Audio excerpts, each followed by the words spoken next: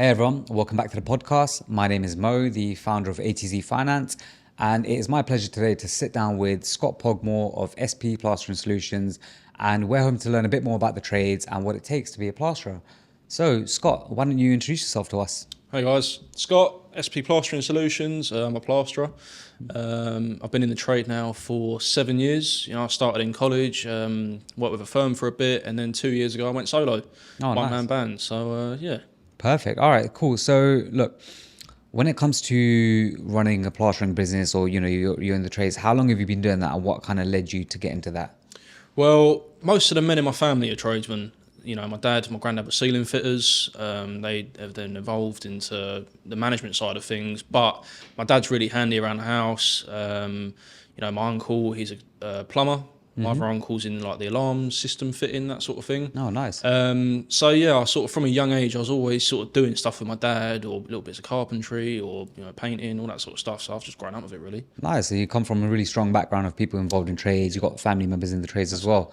So at what point did you realize, right, that you could make a living from plastering and actually start growing a business from plastering? Well, the people I used to do work with, the boss or bosses, should I say, More than nice one, house. yeah? Yeah, there's two of them. A nice house, nice car, nice van. I just sort of thought, well, if they can do it, then why can't I? So yeah. Absolutely. Why not, right? That's it. Exactly. And that's really why we're kind of sitting down today, because I feel like I don't see a lot of people going into the trades as much as I do maybe some other careers these days. A lot of people want to get rich quick, or you know how things get, right, sometimes. So what would you have to say to people out there that don't really understand what it's like to work in the trades, or what are some of the things that there's misconceptions about? Well, being a tradesman, it's, don't matter what trade you do, it's all hard work, and you've got to put the hard work in to get the result. Unfortunately, unless you do a massive one-off job that you can do overnight, then you ain't going to make millions overnight. It's a progress, and you've got to build yourself up from the bottom, and eventually you'll get there eventually. Nice. Is there a bit of like competition between like plasterers, brickies, Everyone other thinks they're trades? the hardest trade. Oh, is it? Everyone, yeah. It doesn't matter what trade you are. Everyone thinks they're the hardest. Physically, I think plastering is one of the hardest trades. Right. Mentally as well, once you start doing a set, that's it. You've got to stay on it for 3 hours. You can't just put your chop saw down and go for lunch. You've got to stay on it and stay till it's done. Oh, wow. Let's see if some of our viewers might beg to differ, right? Starting trade wars now. Yeah, yeah. That's it. No, but you know what? It is a really important part of the economy. And so you think that more people should be entering the trades? Yeah, I think so. I think it's a great way to learn. It's one of the only jobs that you learn and get paid at the same time. Like properly learn a skill and also get paid. Like when you're an apprentice, if you are an apprentice, they could pay you to go to college. Right. What other place pays you to go to college? Do you know what I mean? True. And I guess it's never going to go away, right? So there's no worry of like AI taking over plastering. Oh, Right, I've seen a anytime few soon? videos of like a machine putting plaster on the wall, but yeah, I don't think plastering, especially, or most trades anyway, they're gonna be here for the long run. So it's quite a highly skilled job. Then, Yeah, right? yeah, definitely, yeah. Right. It's an art. Okay. So look, if there's someone out there, maybe some of our viewers or listeners that have been meaning to get into the trades or maybe want to get into the trades, if there was someone out there with no experience starting day one, what kind of advice would you give them? Be prepared for hard work. It's going to be hard work. Try and take in as much information as possible. Just try and soak it up. Be willing to graft, and try and plan ahead. It's probably the one skill I've learned through plastering, or especially my labouring years, was when you're labouring for someone, you got to get the next trowel ready or get the next bucket of water ready and stuff like that. It's always trying to plan ahead, and that transfers into running a business. You're always trying to plan ahead for the next job, and yeah, planning ahead's a big one. Right. Okay. So what about some of the other skills that you say would be quite useful for someone with like no contacts, no links? What could you say to someone to maybe land their first job, or is it landing your first job? Is it finding the right people to work with? I think previously you've mentioned to me that working with builders is quite useful for you, right? Yeah, definitely. So that kind of like partner up those type of relationships. So yeah. I mean, working with builders is a big one. If you can get in with a builder, then it might not be constant work every week, but roughly once every couple of months you're going to have at least maybe a week's worth of work. So it's not guaranteed work, but you're a bit more comfortable that if you get with a group of builders, that's a big thing, because then it sort of, you rotate between them all. If you're a one-man band like myself, then that's quite helpful. If you've got 10, 15 blokes working for you, then you'd probably need quite a big ring of builders to keep the constant work coming in. But I think being humble is a big one. Oh, yeah. You know, if you know, when I went out on my own and I got my first job, maybe I didn't charge as much as I should have done, and I was up front with the customer and I said, look, I've been doing it for a couple of years, but this is my first job as a sole trader, and I want to try and prove to you and get that respect. And I was young. I was 22 when I started it. I'm only 24 now, but yeah, when I was 22, and letting a 22-year-old in your house to plaster is quite a big thing for a customer to go, oh, okay, is he reliable? It's trying to build that trust with people, and being humble is one of the best things you can do. You know what? That's interesting you say that. So I can imagine it might be quite daunting for obviously a customer to start with someone that's just new to the trade, but also for someone that's 22 years old, right? Going into your first kind of job on your own, and that's your client, right? So that itself might be, or would it be quite daunting, no? Yeah, no, definitely. It was daunting, and it was even more daunting that they were going on holiday. It took the pressure off a little bit because I weren't watching you every move. They left the house to you? But they left the house to me, so I was reliable with like locking up the house, making sure all the windows were shut. I think they had a cat as well, so I had to try and make sure the cat was okay and all that sort of stuff. So yeah, I mean, it was daunting, but I think if you're confident in yourself and you know your stuff and you do your research, you know, that gives the customer a lot of faith in you. If you can go into a room and say, yeah, I know that problem because of this, and I can fix it by doing that, right? And you know what you're talking about. If you just walk in and go, yeah, I'll fix that, you sort of look a bit unprofessional. Oh, yeah. So trying to be professional, you know, young people are professional, they can be. And yeah, it's just try and keep your head screwed on. So you know what? That's really interesting. So what I'm hearing is, aside from the actual skill that you need to execute the plastering, right? There's a whole host of other soft skills that you need to, like, communicate with the client. Yeah. And also you mentioned working with the builders, right? So I'm imagining if someone's, got you working on site with them, you don't want to let them down, right? Because you want to keep that relationship fluid as well. So what's that like? How did you pick up those skills? Is that something that you're, trying to work on, or? Well, people skills, you know what, before I used to work at McDonald's. Oh, yeah? Before I started plastering full time, I was at McDonald's. I was on the front of house. Nice. So I had that constant interaction with different people, and although it's a short interaction, it sort of boosts your confidence in a way that you can talk to people and you can be open, and talking to people you don't know isn't so scary anymore.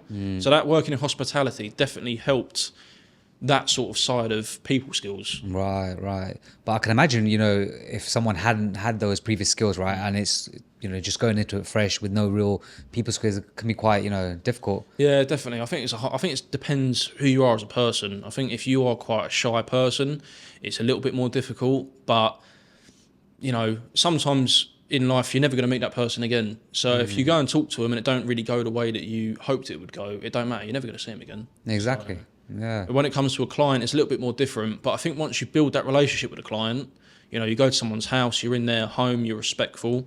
If you try and treat them like a bit of a friend, but also keep it professional, that can help relax yourself. Sometimes I'm in someone's house for 2 to 3 weeks. Oh, wow. You get to know people quite well after that sort of time. So, I think it's just trying to be confident and just don't rush into it and go, oh, just be confident, calm. Right. And, let the relationship grow. Okay. Yeah. Yeah, so, just how you're, honing your plastering skills and adapting those skills over time, right? I guess the other element of like managing clients, managing people's expectations, all that is a long-term process as well, right? And that's something that, people should be considering as well. Interesting. All right. So with that being said, right, what is your absolute favorite part of the job? What do you love? Like, what gets you out of bed in the morning and you think, oh, this is going to be a great day. I can't wait to do this. I think my favorite, if anything. I think my favorite part of the job is the flexibility. Okay. You're a sole trader, so yeah, I get it. If you're not going to work, you're not getting paid, which is probably the biggest motivator as well. If you're laying in bed, you're not earning the money. Right. But at the same time, it's the flexibility that if if you've got a hospital appointment, you can just take the day off and you haven't got to ring your boss and say, oh, can I book this day off? If your friends want to go on holiday because they're all employed, they can only do that week. If you plan in advance, you can go, yeah, I can do that. All You right. get the flexibility of you don't have to ring up someone, or you've only got 26 days holiday out of a year. You can go and do what you like when you like. Right, right. So potentially it's like a lifestyle business, right? Where Yeah. it fits in well with your lifestyle, Yeah, definitely. flexibility. Okay, great. So that's really positive. What about some of the things that you don't really enjoy? I'm a one-man band, so I've Oh got to do yeah. everything myself. You know, you've got to unload the van yourself. You've got to mix up it for yourself. You've got to feed the plaster to yourself. You've got to put it on yourself, flatten it yourself. Everything you've got to do on your own. There is a good thing to that you can stand by your work, and you know that every part of the job you have done, you can trust that you've done every part of the job right. If you've got a 16-year-old labourer that you leave to tidy up, maybe you might not do it as well. You know, there is that aspect to it. Yeah. Do you know what? I just want to pick up on something there as well. You mentioned, which is quite important actually. So with this job, right, you're physically putting the plaster on. Essentially you're doing a product in someone's house, right? What's the kind of sense of accomplishment that comes with that? I can imagine that might be quite rewarding, right? Yeah, definitely. Sometimes you walk into a room and you think, bloody hell, like this room's rough. And plaster's only a couple of millimeters. It's a really thin product. But then when you turn the room around and you put all the plaster on, it all looks sharp and fresh. It is a big sense of like, wow, I've done that. And the room, it transforms the house, the room, everything. It's great. Do you know what? That's really important because these days, people talk about job satisfaction, right? And to me, it sounds like that is like, you're transforming someone's space, Yeah, yeah. right? And at the end of the day, you can see the smile on the client's face. Exactly. Obviously, they're probably renovating the house or they've got a new house. So, to know that you've been a part of that journey, that's pretty. Yeah, I mean, I've worked in some houses where it's a complete rundown. They've bought the house to do it up and then move in. And they walk into the house and they think, wow, this is a big project. And it is a big project. Renovating a house is a huge project. But once the plaster goes on, it gets the client past the hurdle of being a building site to almost being finished. The plasterers are the magic man in the middle. Once the plaster's on, it's all the decorating, final furnishing. So it's a big sense of, like when the customer comes in, they see it all plastered. It gets them past that building site mindset. Sure. It's now down to the final finishes, and you can pat yourself on the back and say, oh, I've transformed this home into a building site to someone's home. Yeah, exactly. And that must be a great feeling, right? It is, yeah. Right, yeah, and that's interesting. So as well as obviously a high demand of plasterers out there, there's the work out there, there's job satisfaction. So there's quite a lot of things in there. And touching on that, I do Venetian plaster as well. Oh yeah. Which it's another level of satisfaction. You got to be quite creative to do it. But if you're doing a feature wall and the client says, do what you like, these are the colours I want, but do what you like, and you transform the wall from just a wall to a feature of the house, it's a talking point. So we're not talking about just a standard plaster finish, right? We're talking about Venetian plaster. Yeah, so this is like a marble polished plaster, if you like. Okay. It looks like marble on the wall. And people wow. say, well, that's a big bit of marble, and it's plaster. I mean, I've done a couple now, and they look amazing. It really transforms the room, and people talk about it. It's a talking point. If you paint the wall a different colour, you go, oh, that's a nice wall. Nice. If you do this Venetian marble plaster, it's like people walk in, they want to touch it, and it's like, wow, this is... I think I've seen that, right? So it looks a bit like marble, and then you can get like gold flake in it. Yeah, it's quite shiny as well. I think the possibilities with it are endless. You can do whatever you like with it. Yeah, it's amazing. So that sounds pretty creative. Would you say that you're quite creative in that? Like, how do you... I'd like to think so, but I'm not Picasso. Do you know what I mean? So Picasso with the plaster. Well, that's it. Yeah, yes, it is creative. I think you've got to have a bit of a creative mind. But at the end of the day, the plaster sort of does what it wants. You've just got, as long as you do it the right process, the outcome is what it is, and it's natural and it's meant to look natural. Nice. So, what's in the future? What's in store for SP Plastering Solutions? What are these big ambitions and dreams that you got? I'm sort of stuck in two minds. The ambition and the dream is build my own home. Oh yeah. Have a nice bit of land, try and live a quiet life, try and retire early if I can. Nice. I think the next step, it's sort of, I'm to and fro. It's either you try and build the plastering side of the business, get a labourer, get another person on, try and build a team of people. With that comes a whole other load of stress. Or it's what I really want to do is try and push into the Venetian side of things, try and put down the skimming trowel and pick up the Venetian trowel and do that full time, because it's, the money's there. Right. It's a whole, you get paid a lot more money for it. It's a lot less work.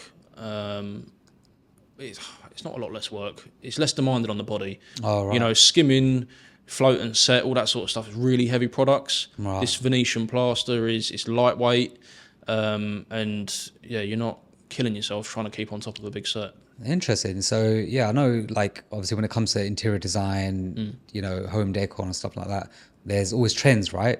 So I guess years ago maybe people would have had wallpaper in, but now, you know, things are going towards like slightly different textures, different designs. Yeah. So that's interesting to see that, you know, maybe you can carve out a niche in that, right? That's what I'm trying to do. That's the idea. Nice. And then you're going to expand the business, get some more staff on? Or? Yeah, I think, you know, if I can get to the point where people are earning me money and I'm earning money whilst I sleep, then, you know, that's the final goal. How big of a team I'd have to have is a different question, but getting to that point of having a team of people that you can rely on to go and earn you the money whilst you're out getting the work or pricing, meeting customers, doing that sort of thing. That's definitely the final goal. All right. So let me ask you this.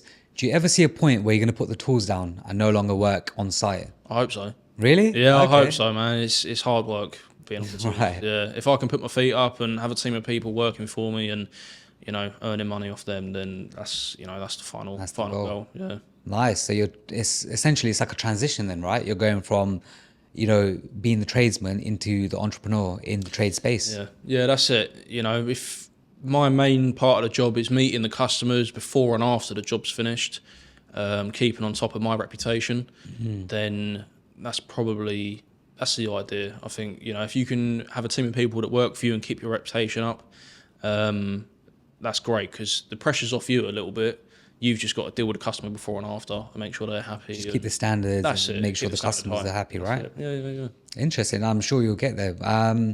So if you can do it and it can be done, is that something you'd recommend to someone else out there? So there's essentially a pipeline, right? Going into the trades and growing that business and going into like the entrepreneurial space, right? Yeah. So just one piece of advice for someone out there completely new to it, wants to get into trades. Maybe they haven't got all the options. Maybe they haven't, they're not into the office jobs or, the corporate jobs, and they want to just pick up the tools, be a bit more hands-on. Would you recommend plastering as a trade for someone to get into? Plastering's a hard one. It takes a long time to get good at plastering. I mean, I've worked with a few older plasterers and they're still learning new things. Oh, wow. You know what I mean? Every day's a school day. I don't think there's so much to plastering, you're never going to be the best at everything because there's just too much to learn. If you can do most of the job well, then I think you're fine. It just takes a lot of time. It takes a lot of time to get to that point. You just got to be willing to put in the hard work and put the effort in and just trust the process and build your skills up, and then you'll get there eventually. No, amazing. I mean, Scott, look, it's been really insightful. I've learned quite a lot about what it takes to actually run a trades business, stuff I didn't really know before. And, I'm sure our viewers will find it useful. So any young plasterers out there, make sure you hit up Scott, for more information if you want to get into the industry. Yeah, definitely. But listen, Scott, thank you so much for your time. I really appreciate it. And I wish you the best of luck on your journey to growing SP Plastering Solutions. And we'll be hopefully sitting down again sometime in the future. I hope so. Yeah, it's been good. Thank you very much for having me on.